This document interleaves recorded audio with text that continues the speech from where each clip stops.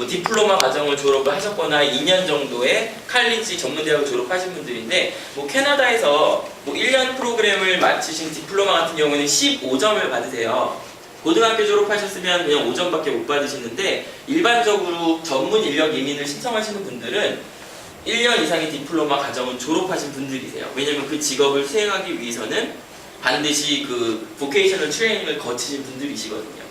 자, 그래서 일반적으로 한 20점들을 받으시고요. 두 번째로는 경력이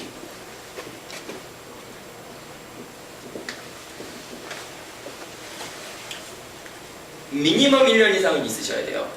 전문 인력 이민을 신청하시기 위해서는 1년 이상의 반드시 최소한 1년 이상의 경력이 있으셔야 되는데 그 웨이터나 웨이트리스 같은 경력은 그 전문 인력이 아닌 비숙련직이기 때문에 해당 사항이 없으시고요. 이제 처음에 이제 노동어가 신청할 때 설명을 드렸던 이제 그 노동 시장 조사를 했을 때 직업군마다 그 번호가 있어요. NOC 코드라고 하는데 National Occupation Code에 나열되어 있는 직업군으로서 스킬 레벨 A, B, O 0군에 속하는 National Occupation Code의 그 A, B 군이라는 건 특정한 그 경험이나 그 트레이닝 과정을 거친 직업군을 A, B라고 해요. 그리고 O는 매니지먼트 포지션, 관리자급, 회사를 운영했던 경험이 있거나 일단 매니징을 할 수 있는 그런 경력이 있으신 분들은 0군이라고 해요. 그래서 이 내셔널 아큐페이셔널 코드에 의거했을 때 미니멈 1년 이상 경력이 있으신 분들인데 전문 인력 이민을 신청하시는 분들은 일반적으로 거의 한 4년 이상의 경력은 갖고 비자를 신청을 하세요. 그렇지만 1년만 있으신 분으로 제가 오늘 점수를 한번 산정을 해드릴게요. 그러니까 파트타임으로 만약에 2년 동안을 했다면 1년 동안 풀타임 경력이 되시는 거거든요.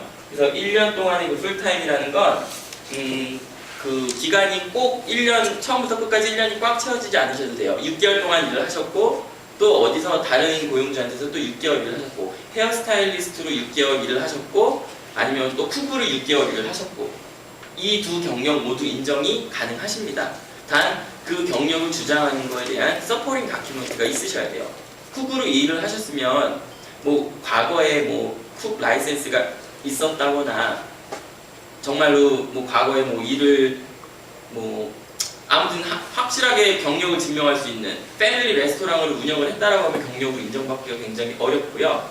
세금 Certificate of Income을 떼어보면 예를 들어서 내가 정말 쿡으로서 식당 이름이 찍혀서 소득 금액 증명이 가능한 경우에는 이제 그러한 경력으로 인정을 받을 수가 있겠지만 뭐 학원 강사라든지 쿡 또 이제 헤어스타일리스트 같은 경우에는 세금 기록을 발생시키지 않는 경우가 굉장히 많으세요.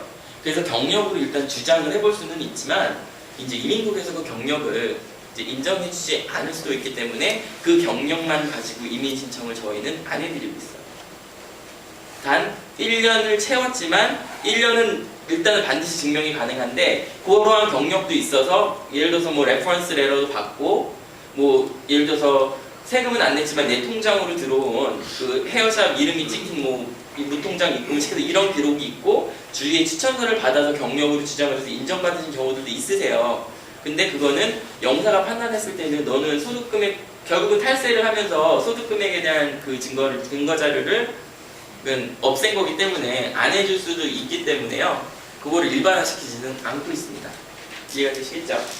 자, 그래서 경력을 1년 경력만 가지고 점수를 산정을 한다면 15점이 되실 거예요. 그래서 반드시 전문 인력 이민을 신청하시는 분들은 이 항목에서 15점을 확보를 하셔야만 돼요. 여기에서 경력에서 15점을 확보가 안 되시면 이민 신청서가 거절이 되실 거예요. 이해가 되시겠죠? 자, 그래서 세 번째 항목에는 어떤 게 있냐면 나이라는 항목이 있습니다.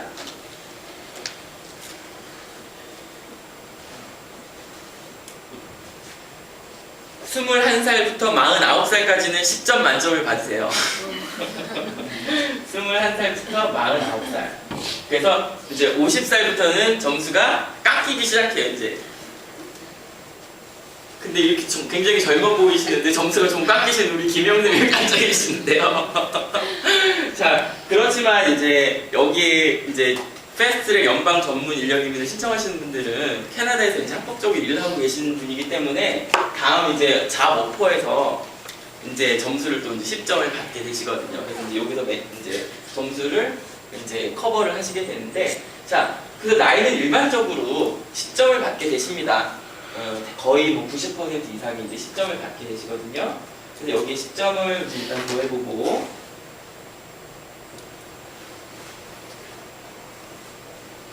네 번째 항목. 자, 언어 능력. 여기 불어하실 줄 아는 사람 계세요?